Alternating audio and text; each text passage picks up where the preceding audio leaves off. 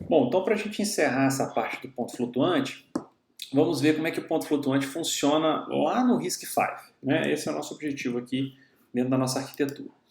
Bom, no RISC-V, a gente tem, né, e na grande maioria das outras arquiteturas, a gente tem um banco de registradores separados só para ponto flutuante. E aí ele tem lá o registrador F0 até o F31. Esses registradores de ponto flutuante já são de precisão dupla. Né? Tal como lá no nosso RISC-V inicial, que a gente estava vendo, que os dados do banco de registradores são de 64 bits, aqui também são de 64 bits, precisão dupla.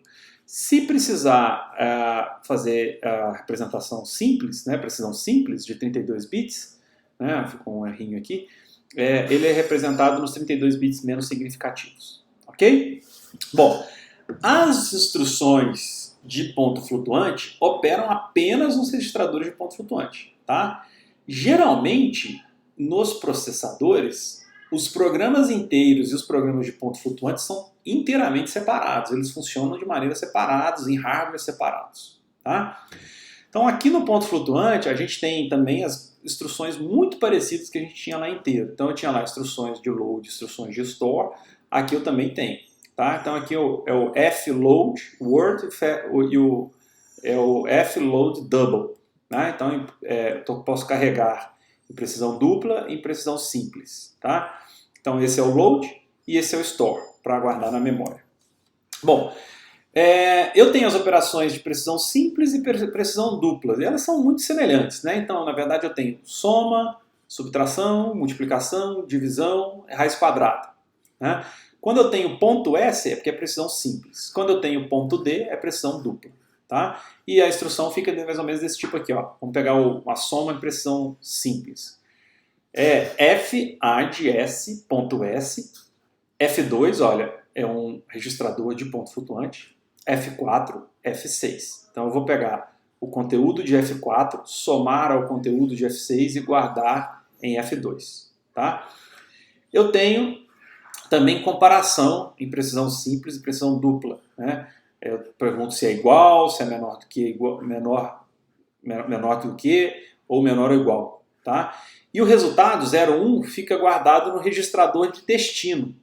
Tá? É como se fosse o resultado da operação, guardando se vai ter aquele cara ou não. E aí para eu ter o branch, eu posso usar o branch on equal, o branch on not equal, e usar o branch da comparação, branch condicional, que eu uso o resultado dessas comparações aqui. Ó, tá?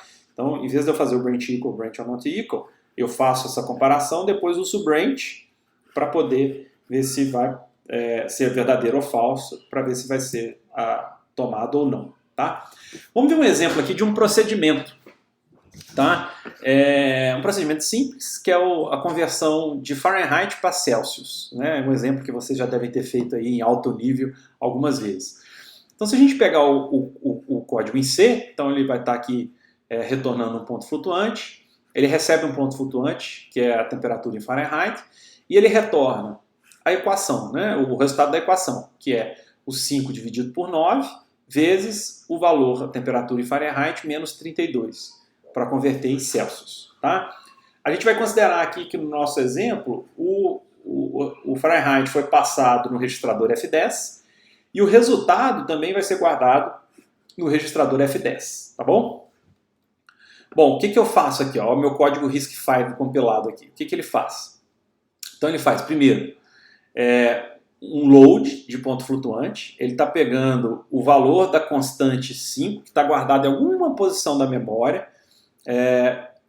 A posição da memória é dada pelo registrador X3. Observe que aqui é um registrador convencional, não é um registrador de ponto flutuante, porque eu vou estar fazendo uma operação inteira para acessar a memória.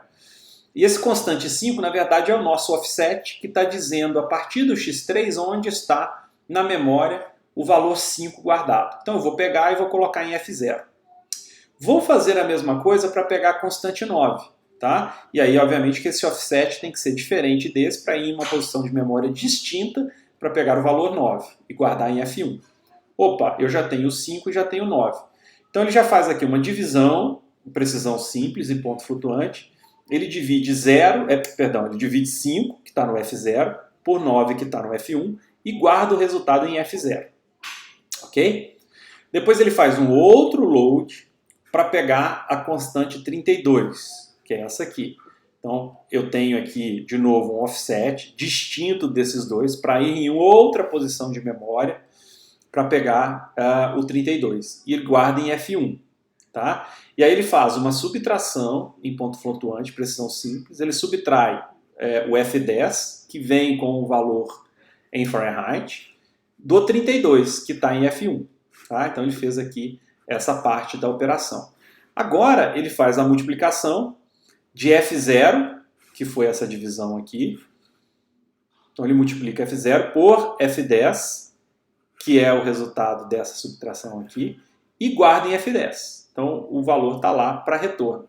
E aí agora ele faz só o Jump and Link Return. Lembra que a gente já tinha visto anteriormente quando a gente falou das instruções, para retornar para o valor, para o endereço que está guardado em X1. Ok, gente? Bom, só um sumário aqui então para a gente finalizar. Em ponto flutuante, né, a gente tem operações que são mais complexas do que inteiro, né, fica claro isso, até a representação do número é um pouquinho mais complicada. A gente tem o overflow, mas também tem o underflow, quando eu quero representar um número muito pequenininho, né, e meu expoente não pode ser tão pequeno. A precisão aqui pode ser um problema, então no I3S754 tem ali 2 bitzinhos extras que ele fica vendo do guarda e arredondamento para saber se o número foi arredondado. Tá? Existem maneiras distintas de fazer arredondamento, nós não entramos aqui nesse modelo, mas eu posso ir para o menor número a ser representado, o maior número a ser representado, existem algumas variaçõezinhas que eu posso fazer. Se eu dividir um número positivo por zero, vai dar infinito. Se eu dividir zero por zero, vai produzir um not a number. E além disso, tem outras complexidades aqui do I3S754. Tá?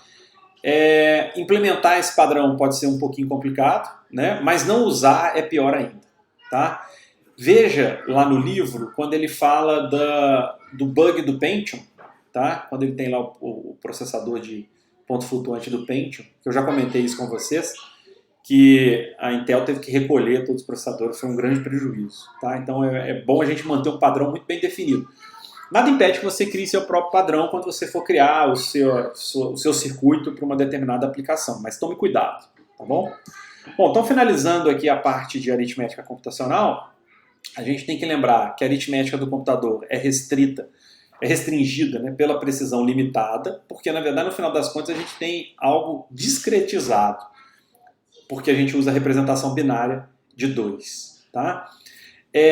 Padrões de bits não têm significado inerente, mas há normas, né, e na verdade você pode criar seu próprio significado. Então, por exemplo, a gente cria as normas como o complemento de 2 para representar números inteiros negativos, e o ponto flutuante 3S754 para representar números decimais, frações, expoentes grandes e coisas desse tipo. As instruções do computador determinam o sentido dos padrões do bit, né? Então as instruções é que vão trabalhar com os bits e vai dizer o que aquilo ali significa, né? Então eu tenho que ter isso muito bem definido para eu saber depois como lidar com os números. E o desempenho e precisão são importantes. Há muitas complexidades nas máquinas reais, né? A parte do algoritmo, implementação, para que a coisa também funcione de maneira rápida. Tá bom, pessoal? Então agora a gente chegou no momento que vocês já viram as instruções, vocês já entendem como funciona a instrução, né? Vocês já viram como a gente representa os números. Então, basicamente, eu digo que vocês sabem representar as instruções em números, né, para guardar na memória, e vocês sabem representar números em números binários para guardar na memória. Então agora nós estamos prontos para chegar na parte que eu acho mais importante desse curso e que eu acho mais legal também, que é a parte do processador, né? Entender como o processador funciona. Isso a gente vai ver a partir das próximas aulas. Ok? Então, pessoal, terminamos aqui então a parte de aritmética computacional.